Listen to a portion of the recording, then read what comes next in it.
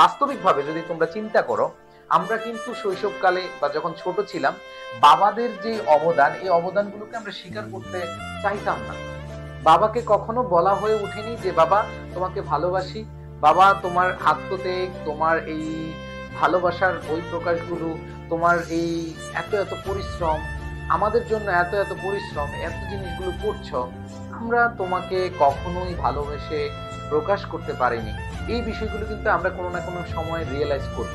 দেখো, একজন বাবাই জানে তার সন্তানের, এই যে তোমরা এখানে ক্লাস করছো, তোমরা এখানে এমবি খরচ করছো অথবা ওয়াইফাই ইউজ করছো, তোমার হাতের যে মোবাইলটি, স্বাভাবিকভাবে বাংলাদেশের প্রেক্ষাপটে প্রায় 95% অথবা 98%ই বলা যায় আমাদের যেই মোবাইল এসেছে সেটা মায়ের কাছ থেকে আসে না, সেটা হচ্ছে আমাদের বাবাদের কাছ থেকে আসে।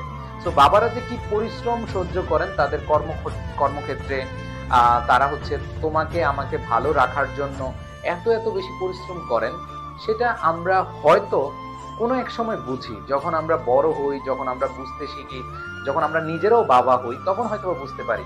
তখন পর্যন্ত কিন্তু বাবারা হয়তো বেঁচে থাকে না। বিশেষ করে আমার বাবাও কিন্তু অনেক আগে মারা গিয়েছে।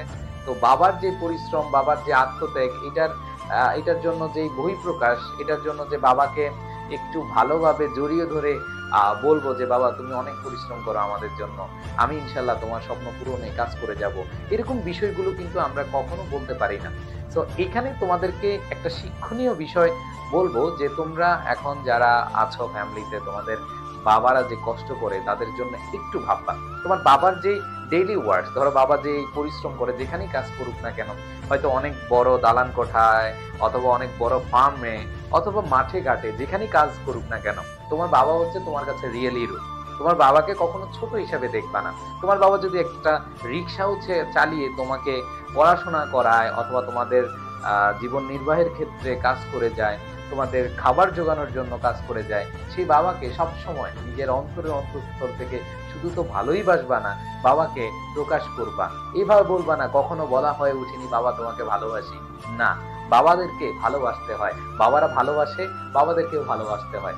সো এই যে দেখো, তুমি যখন বড় হয়ে বুঝবা যে বাবাদেরকে ভালোবাসতে হবে, বা তোমার মনের মধ্যে একটা বিষয় চলে আসলো, আরে বাবা এত কষ্ট করতো আমাদের জন্য, এই যে করতো, এটা যেন আফসোসের কারণ না হয়। প্রত্যেকটা দিন, প্রত্যেকটা মুহূর্তকে তুমি তোমার বাবার সময়গুলোকে রাঙিয়ে তোলো, বাবার জন্য দোয়া করো, বাবাকে বলো যে বাবা তুমি এত এত কিছু করছো, তোমার প্রতি কৃতজ্ঞতার শেষ নেই, এটা অবশ্যই প্রকাশ করবা। আর বাবা যেটা চায়, তোমাকে ধরো এত কষ্ট করে পড়াচ্ছেন, তোমাকে মোবাইল দিচ্ছেন, তোমাকে পড়ানোর জন্য তিনি যে এত পরিশ্রম করেন, তার কথাগুলো চিন্তা করলেও তুমি কি করতে পারো, তোমার পরিশ্রমকে আরো বেশি বাড়িয়ে দিতে পারো।